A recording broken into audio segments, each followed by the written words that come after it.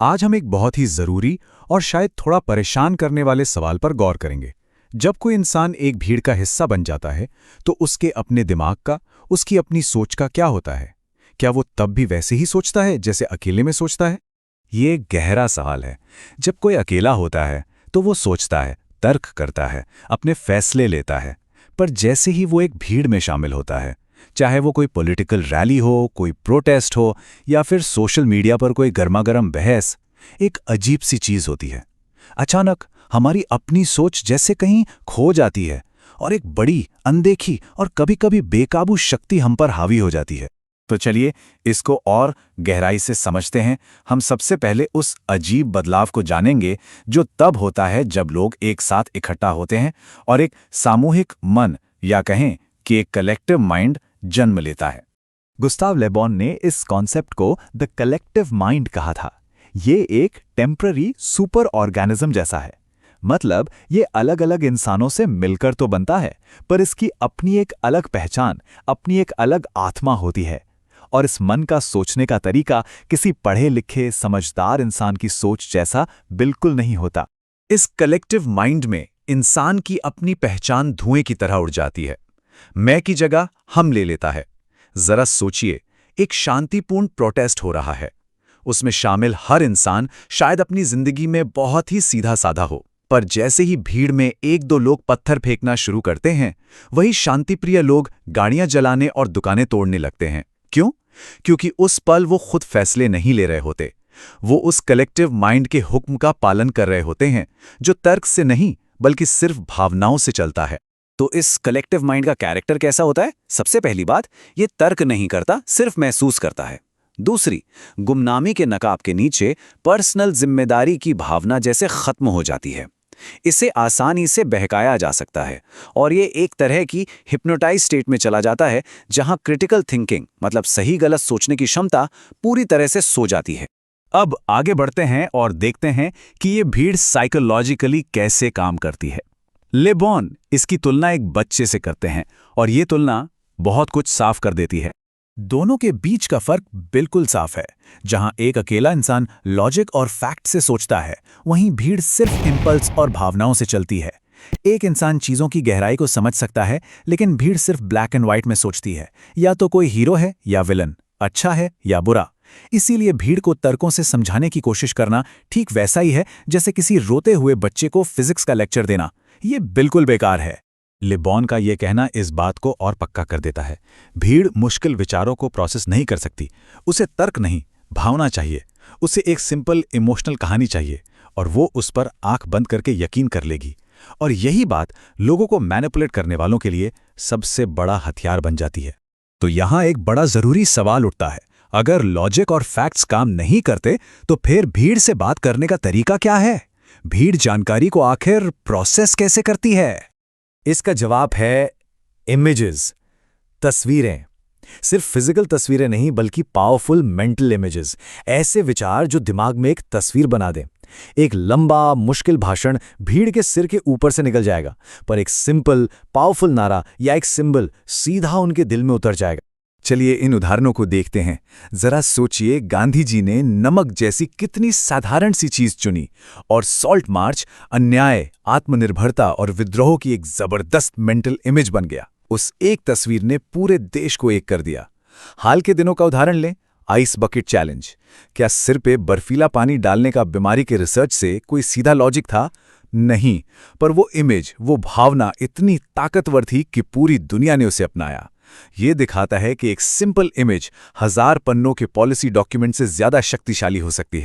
अब हम उस हिस्से में आ रहे हैं जहां हम उन खास टूल्स को देखेंगे जिनका इस्तेमाल नेता और मैनिपुलेट करने वाले लोग भीड़ को अपनी दिशा में मोड़ने के लिए करते हैं।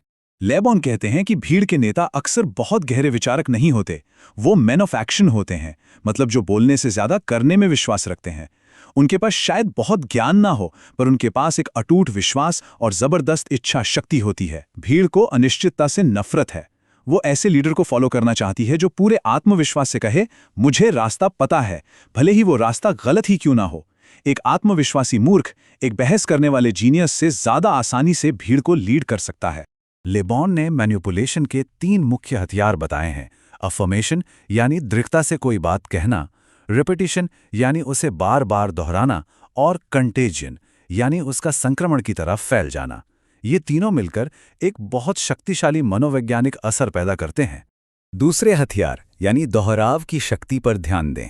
एक सिंपल सी बात को बार बार, हजारों बार दोहराया जाता है, रेडियो पर, टीवी पर, पोस्टरों पर, भाषणों में। ले बॉन कहते हैं कि जब एक विचार को लगातार दोहराया जाता है तो वो हमारी क्रिटिकल थिंकिंग को बाईपास कर जाता है और सीधे हमारे सबकॉन्शियस माइंड में एक सच्चाई के रूप में बैठ जाता है। मॉडर्न एडवर्टाइजिंग इसका सबसे बड़ा उदाहरण है। एक कोल्ड ड्रिंक का ऐड बार बार दिखाता है कि ये आपको खुशी देता है, और धीरे धीरे हमारे दिमाग में कोल्ड ड्रिंक और खुशी एक दूसरे से जुड़ जाते हैं। और ये हमें तीसरे हथियार कंटेजन पर लाता है। ये वो प्रक्रिया है जिससे भावनाएं और विचार एक भीड़ में एक इंसान से दूसरे इंसान तक वायरस की तरह फैलते हैं। एक इंसान का थोड़ा सा गुस्सा भीड़ में पहुंचकर कई गुना बढ़ जाता है और भयानक गुस्से में बदल जाता है। एक इंसान का छोटा सा डर पूरी भीड़ का पैनिक बन जाता है। चलिए अब उस आखिरी लेकिन सबसे जरूरी चीज पर आते हैं जो एक नेता के हथियारों को असरदार बनाती है। ये एक जादुई गुण है जिसे ले बॉन प्रेस्टीज या प्रतिष्ठा कहते हैं। प्रेस्टीज एक तरह का करिश्मा है, एक ऐसी ताकत जो हमें किसी व्यक्ति या विचार पर बिना सवाल किए यकीन करने पर मजबूर कर देती है। ये हमारे तर्क करने की क्षमता को पैरालाइज कर देती है। जब कोई प्रतिष्ठित व्यक्ति कुछ कहता है तो हम ये नहीं पूछते कि क्या कहा गया है, हम सिर्फ ये देखते हैं कि किसने कहा है। ले बॉन दो तरह की प्रतिष्ठा में फर्क करते हैं। पहली है एक्वायर्ड प्रेस्टीज, जो किसी के नाम, धन या पद से आती है, जैसे एक राजा या एक डॉक्टर। हम उनकी वर्दी या पद के कारण अपने आप उनकी इज्जत करते हैं। लेकिन दूसरी और ज्यादा शक्तिशाली है पर्सनल प्रेस्टीज। ये कुछ खास लोगों के अंदर का एक मैग्नेटिक क्वालिटी होता है, जैसे नेपोलियन या कोई करिश्माई गुरु। ये प्रतिष्ठा एक जादू की तरह काम करती है। अब सवाल ये है कि ये 100 साल से भी पुरानी बातें आज की दुनिया में हमारी डिजिटल लाइफ में कैसे लागू होती हैं। ले बॉन ने 19वीं सदी के अंत में भीड़ के युग की भविष्यवाणी की थी। 20वीं सदी में फासीवाद और साम्यवाद ने उनकी भविष्यवाणी को भयानक रूप से सच साबित कर दिया। और आज 21वीं सदी में इंटरनेट और सोशल मीडिया ने एक ऐसी ग्लोबल डिजिटल भीड़ बना दी है जिसकी ताकत की कल्पना शायद ले बॉन ने भी नहीं की होगी। अतीत और आज की भीड़ में सीधी समानताएं हैं। तब फिजिकल प्रोटेस्ट होते थे, आज हैशटैग मूवमेंट्स होते हैं। तब प्रोपेगेंडा पोस्टर्स थे, आज वायरल मीम्स और वीडियोस हैं। तब बातें मुंह ज़बानी फैलती थी, आज सोशल मीडिया एल्गोरिदम्स भावनाओं को फैलाते हैं। औजार बदल गए हैं, लेकिन साइकोलॉजी वो बिल्कुल वही है। इसके कुछ ठोस उदाहरण देखिए। कैंसल कल्चर, जहां एक डिजिटल भीड़ किसी की इज्जत को मिनटों में खाक में मिला सकती है। फाइनेंशियल मॉब्स, जैसा गेमस्टॉप मामले में देखा गया, जहां लोगों ने स्टॉक मार्केट को हिला दिया। ऑनलाइन ट्रोलिंग, वायरल आउटरीच, ये सब इमोशनल महामारियां हैं जो डिजिटल दुनिया में फैलती हैं। हम एक ऐसे युग में जी रहे हैं जहां हम सब एक ग्लोबल डिजिटल भीड़ का हिस्सा बनते जा रहे हैं और हमें इसका एहसास तक नहीं है। तो सवाल यह है कि इस अनदेखे और ताकतवर जानवर से कोई खुद को कैसे बचा सकता है। इस आखिरी और सबसे जरूरी हिस्से में हम कुछ समाधानों पर विचार करेंगे।